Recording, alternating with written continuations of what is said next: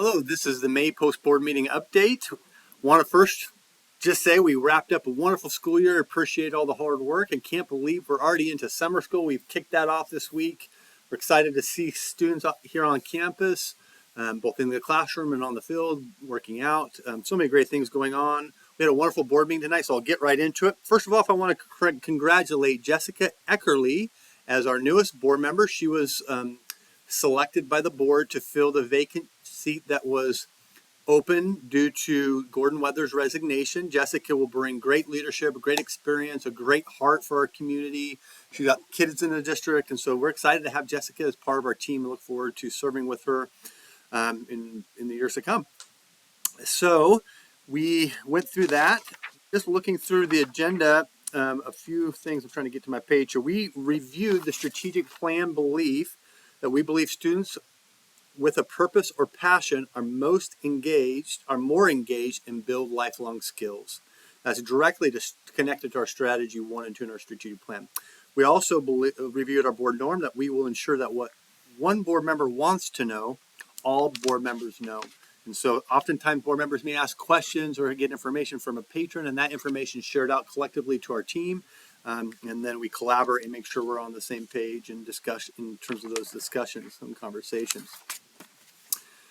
Okay, let's jump in here and look through my notes. First of all, I'll start off with our legislative session, which concluded and ended up being kind of the sky is falling scenario and turned out to be really relatively positive for public schools this year.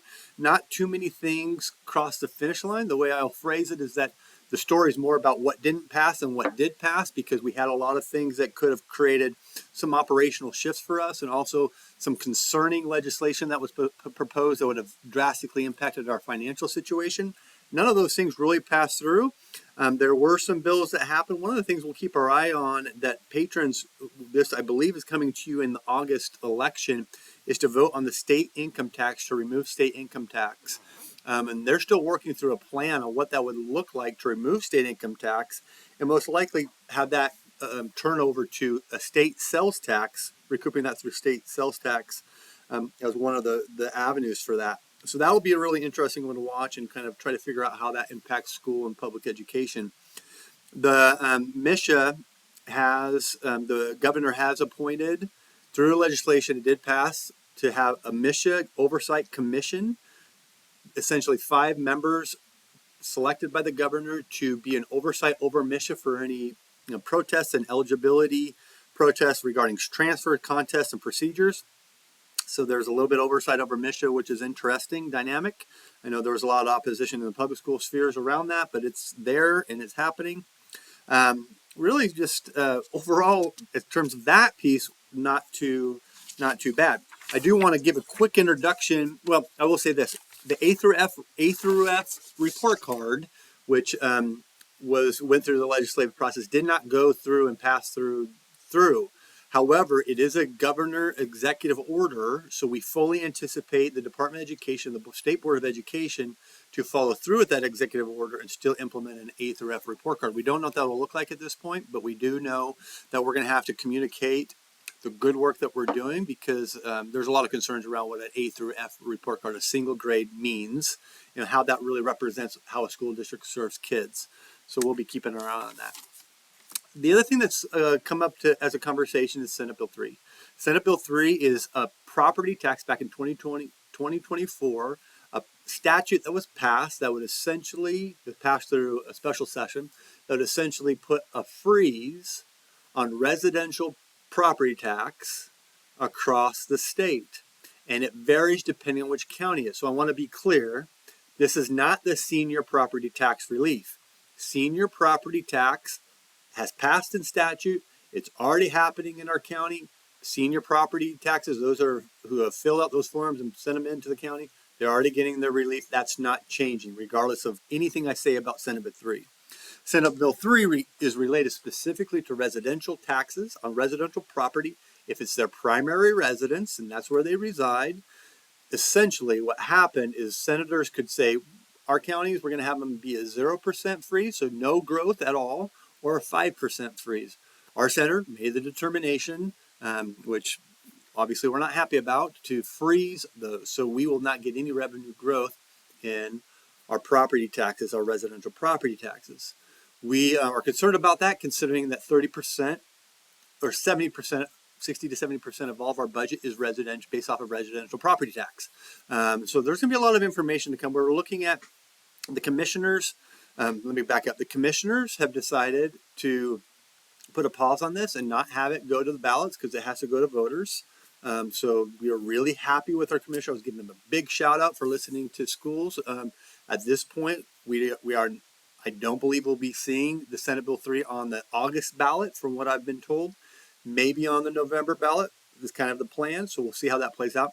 It is getting hashed out in courts because of its unconstitutionality. Essentially, not having a uniform tax system across the state violates Missouri state law, and so Missouri state constitution. So it's getting hashed out in courts, and so we anticipate this going to even potentially the Missouri Supreme Court here soon in the next 6 to 12 months. A lot to figure out. There's some serious implications for schools and public schools if this goes into effect. If it were to get adopted in November, schools would have some, including us, would have some serious financial concerns about what that would look like moving forward. Those would probably come and hit us in 2 to 3 years out from here.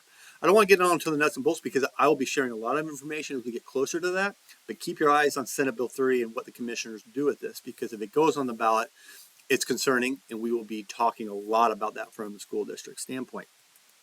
We reviewed our stay survey. This is a survey we send out to staff asking, you're staying with us? Why are you staying? Are you happy with the district? Are you pleased with where we're going? And our survey was awesome. We're actually going to send that out to staff to make sure our staff can review that. I'm going to make a note so that we don't forget that. Sorry about that. Because I want to make sure staff, you see that stay survey, those results.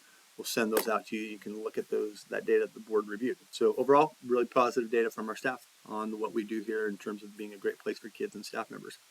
Mr. Noonan updated our board on our Care to Learn progress and the work we're doing in partnership with Care to Learn and Care for Kids, which is Together for Kids, a lot of different names, but essentially this new program which you can volunteer and contribute to, either through payroll deduction if you're an employee or as a patron, you just contact our office.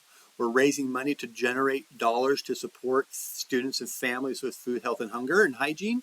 When families are in a desperate need because they can't make a payment on an item or their essential living item like food or a bill or a car, we can help them as needed with some of these funds. So we've raised I think Mr. New said at this point, this is year one, we've already raised $80,000.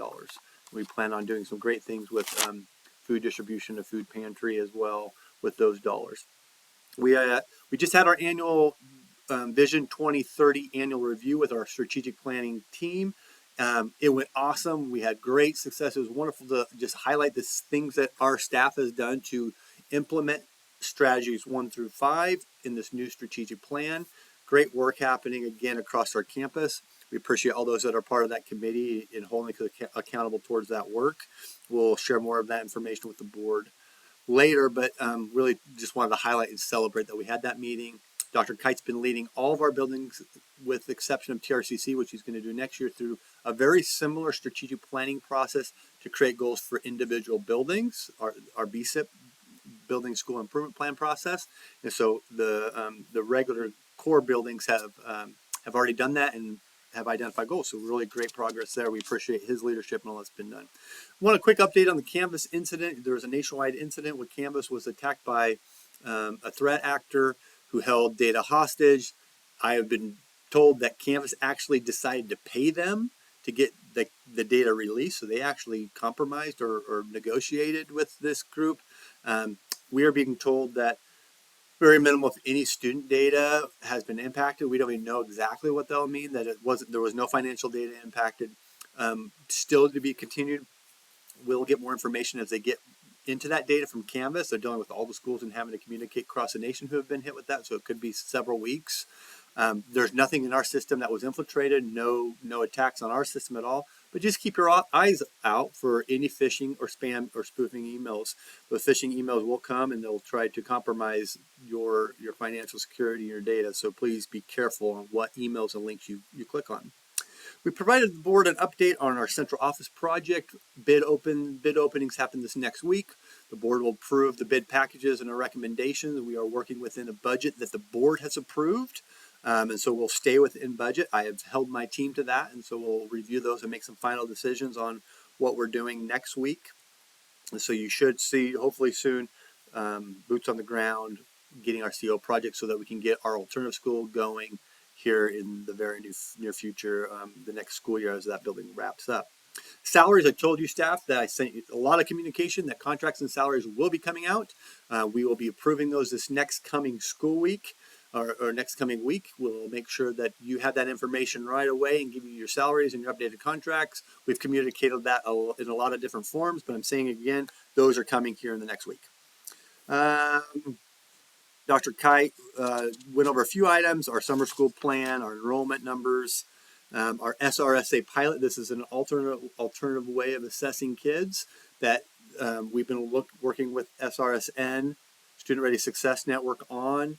It's a pilot program that will allow us to give 3 essentially benchmark assessments instead of one-time assessment that MAP and EOCs have done in the past.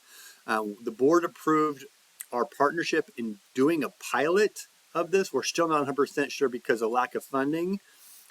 At the state level, we're still not sure exactly what's going to happen with this. But if it's a go with SRSN and the state pilot, then we are going to jump on board in a pilot at the elementary school for MAP test. So to replace that MAP test for English and language arts at the elementary. So we're kind of just holding tight, waiting to see. We want to get our hands in it. We think that this model will be more beneficial than the MAP and EOC tests, the way they are 1 year glances. So appreciate that. The board approved curriculum social studies resources in foreign language, those things that were our teams you've been working on this year with the curriculum review process with Dr. Kite. Thank you for all your hard work. The board approved those resources, so they'll be coming out. And then the board did approve to adopt a new district interim assessment with STAR, called STAR and Renaissance DNA. These will be utilized. STAR is going to be used in reading and math, which we already use for our reading success plans at the lower levels. They'll be used up to the grade level spans, and then Renaissance DNA will also help provide guidance for our PLC teams to be able to use data to drive teaching and learning. We are strategy 1 and 2 focus a lot on professional learning across our campus from the top down, on helping us become more effective and efficient at our jobs, better for kids. And so to have data that will demonstrate whether or not we're making that progress right now, super critical. So that was approved and presented by Dr. Kite. Adding a Special Olympics Unified Championship program and approved a stipend for that position, a 10% stipend, which is $4,350 off the current salary schedule stipend. That job will be posted. We'll be starting a Special Olympics Unified program next year with new programming for our kiddos. We're really excited. I've talked about that in previous posts, but that stipend is approved and ready to go. So next year we'll be kicking off the Special Olympics program. The board approved a budget revision that was presented, so that was good. And then last but definitely not least, the board approved, as we've talked about, expansion of youth soccer, in building that program, and then starting to look at numbers to see if and when we're ready to build a high school program, to have somebody leading that and coordinating that and put all those pieces together so that we can get ready for our ultimately a program that serves not only youth sports, but at some point, high school is where we anticipate this going, but we needed somebody in the middle of all that. And so that stipend was approved tonight to be able to add youth soccer as a program. So it's a 12.5% stipend for, I just call it right now youth soccer coordinator position. There's not a job description yet for that, but that is part of strategy 3 and expansion of strategy 3 and opportunity. So that strategy, just alone in the last 2 months, we've added archery, Special Olympics, champion schools, and then soccer for youth sports. Pretty exciting stuff to see strategic plan going into action, impact happening for our kids. A lot of great things to come, a lot of things to look forward to next year. I hope everybody continues to have a great break. If you're at summer school, enjoy your time with our kiddos. Kids, enjoy your time with students. If you're watching this, enjoy your time with your teachers. Let's keep on having a great time and enjoy your summer break, and we'll see you next month.